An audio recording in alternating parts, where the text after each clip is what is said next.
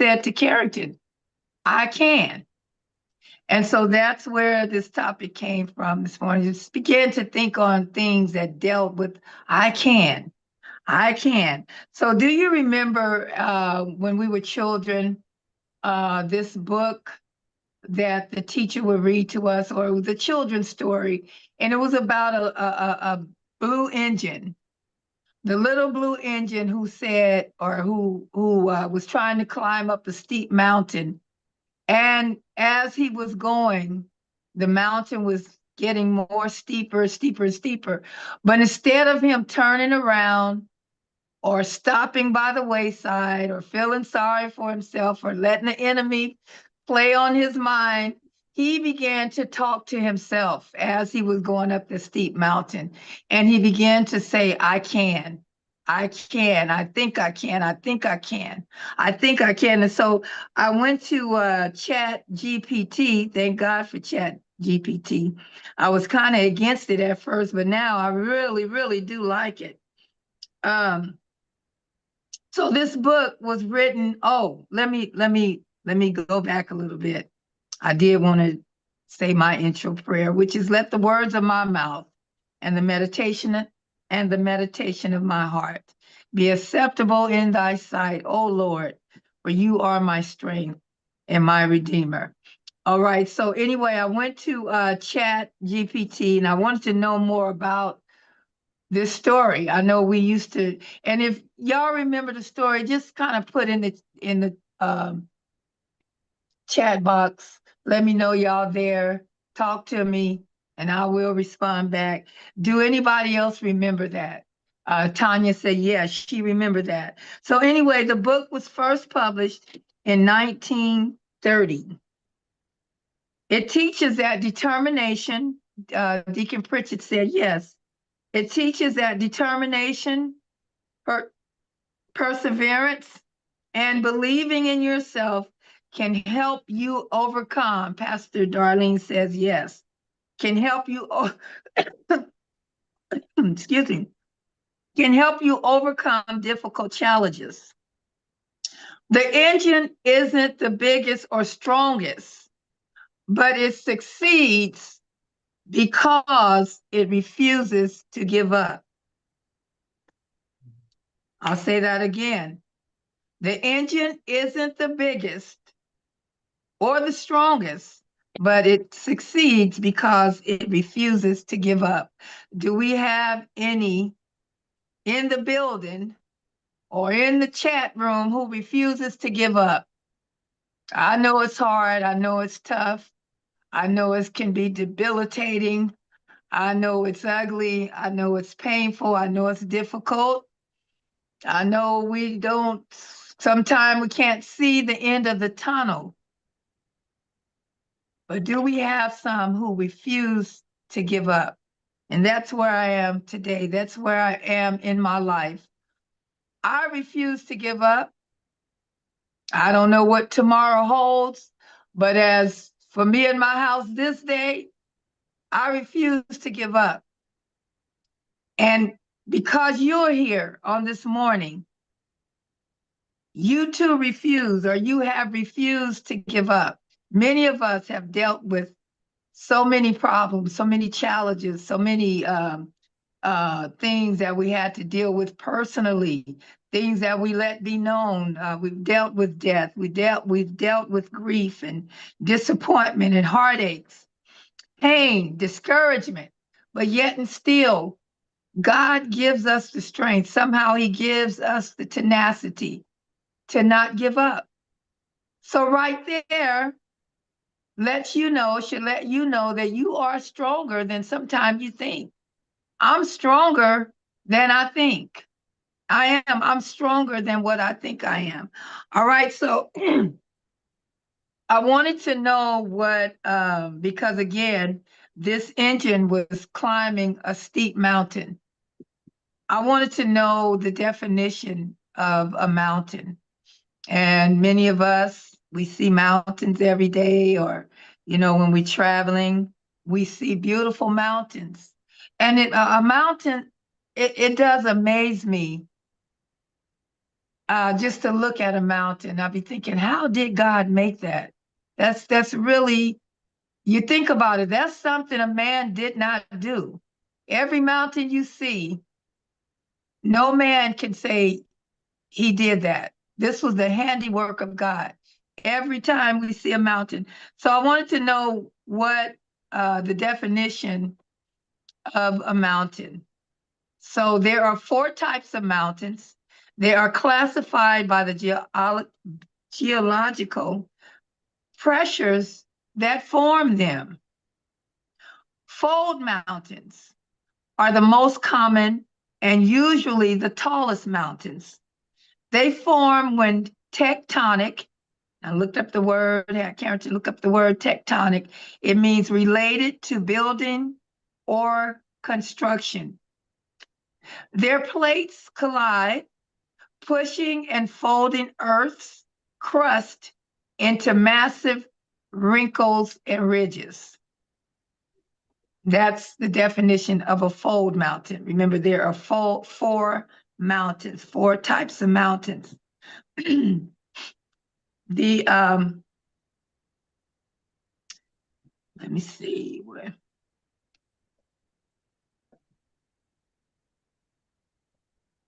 Bear along with me. Okay. The fault black mountains.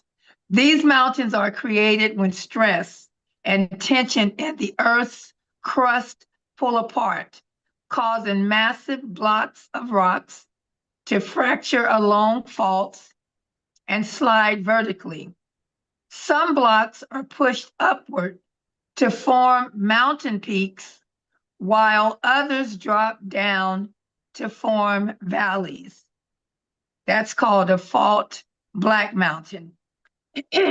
Volcanic mountains. These are built up over time through repeated eruptions of molten lava, ash, and rock. The number 4 mountain is called a dome or unwarped mountains. These mountains are formed when large pockets of molten magma push their way up from beneath the Earth's crust, but never actually erupt. Those are mountains. Those are natural mountains that God made. Now, I wanted to know, what did mountains in the Bible mean? All right, so mountains in the Bible are prominent physical landmarks and profound spiritual symbols where God meets humanity. Did y'all get that? Yes. Did y'all get that? Yeah. Mountains in the Bible are prominent physical landmarks and profound spiritual symbols where God meets the Pritchett's, the Williams, the Luckies, the Navarros, the Williams, the Hunters, and whoever else may be on here. This is where God meets us, is in our mountains.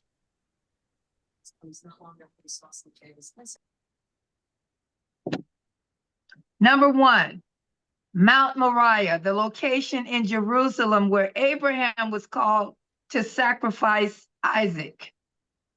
He didn't just start meeting us in our mountains. He met people, he met those in the mountains back in the Bible days.